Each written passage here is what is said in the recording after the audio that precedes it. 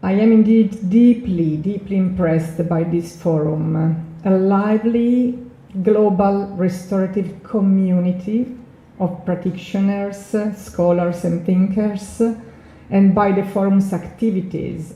My warmest welcome to Italy, my warmest welcome to the field of restorative justice in Italy, a field where a lot is happening in these very days, weeks and months, thanks to a process of reform of criminal justice that for the first time in Italy includes expressly a chapter on restorative justice. My own turning point with the restorative justice was experiential. I met restorative justice thanks to the Italian experience of the restorative dialogues among victims and former members of armed group of the age of the, let's say, political terrorism of the 70s and 80s.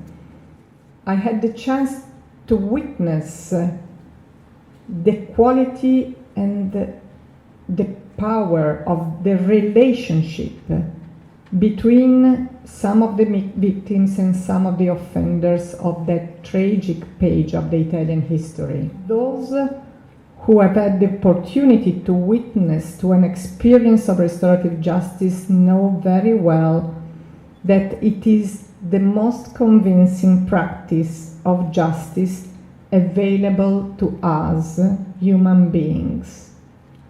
It's not a perfect one, but it is the most convincing. We have here a unique opportunity, though, to pay attention to the lessons conveyed by the witnesses of restorative dialogues.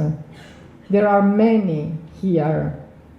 To quote those mentioned in the program, Miss Griffith, The Encounter of the Encounters, The Parents' Circle from Israel and Palestine, and others. Let's use the restorative lenses to see through their stories and their journeys in search of peace and justice, a peaceful justice made of just peace. There is still a lot to do across fertilization between restorative justice in criminal matters and the law. I think that we are just at the beginning of a new era in the history of the idea of justice. Restorative justice and restorative practices are an asset in building better social relations and constructing more just and peaceful societies.